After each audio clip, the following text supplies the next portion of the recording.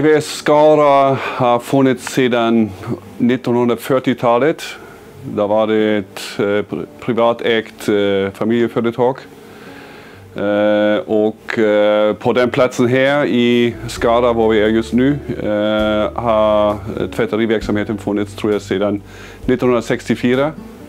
Ja, sedan dess har vi tvättat här. Och det går ut på att vi hyr ut och tvättar industrikläder till alla möjliga branscher.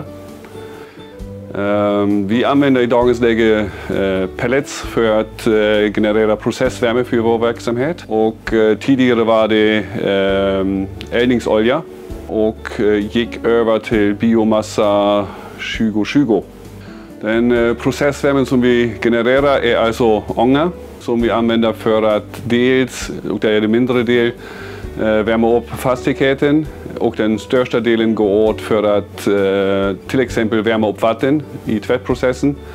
Men även för torkprocessen, det vill säga alla torktumlare och tunnelfinishern drivs med ånga.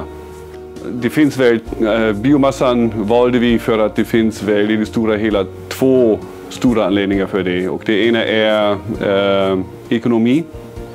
Man jämför kostnad för eldningsolja per megawattimme med pellets, så finns det en väldigt stor skillnad. Och det andra är att vi satsar hårt på att bli klimatneutral. Och biomassan hjälper i betydlig utsträckning på vägen dit. När vi gick från eldningsolja till pellets här i Skara var det ett enklare beslut.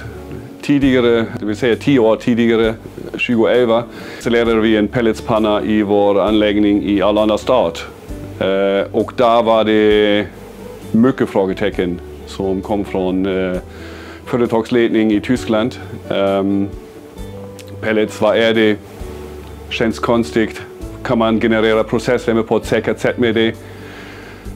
Och det kunde vi visa inom de 10 år som pannan i Arlanda är i drift. Så det fanns ett ganska stort förtroende till själva processen med pellets. Man kan väl säga att lokala management här var lite orolig för det hela. Pellets igen, konstigt. En oljepanna är enkelt att hantera. Och så är det, ja. Men i det stora hela, när man tittar sen och summerar upp det hela, så ser man att det är en sparbössa som vi har där ute jämfört med oljepannan. Och med, om man har ett vettigt servicekontrakt med leverantören som vi har med BK Tech, då går det bra. Då vet vi vem vi ska ringa i fall av och får också snabb respons på det vad vi behöver. Vid upphandling hade vi konsulter med oss som tittade på det hela och la ut egentligen tänder på marknaden. Och bland annat var det BK Tech som offererade det också. Och BK Tech visade i de samtal och diskussioner som vi hade framfört och kunde förklara de frågetecken som vi hade och utreda allt. Självklart kom det några frågetecken också från BK Techs sida under resans gång. Men det kunde vi lösa tillsammans. Och i dagens läge har vi en anläggning stående här som fungerar.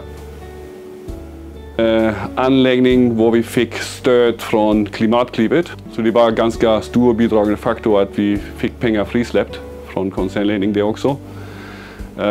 Men samtidigt är det så att driftkostnaden är betydligt lägre än om vi eldar med olja i det här fallet. Besparingen i driftkostnad är väl ungefär 60%. Vad händer när pannan inte är tillgänglig? Ja, där är det så att vi har kunder som väntar på sin tvätt att bli tillbaka levererad. Och utan processvärme kan vi inte leverera. Det är därför vi bestämt oss att ha en av de två äldre oljepannor kvar som backup, men bara som backup som vi kan starta upp hyfsat snabbt. Driftstörningar hade vi haft några mindre, men det var väl enstaka timmar som vi fick köra på olja. Sen är det så att man får planera ett lite större driftstopp, typ en gång om året när det är revision på pannan. Men det planerar man ju in i så fall.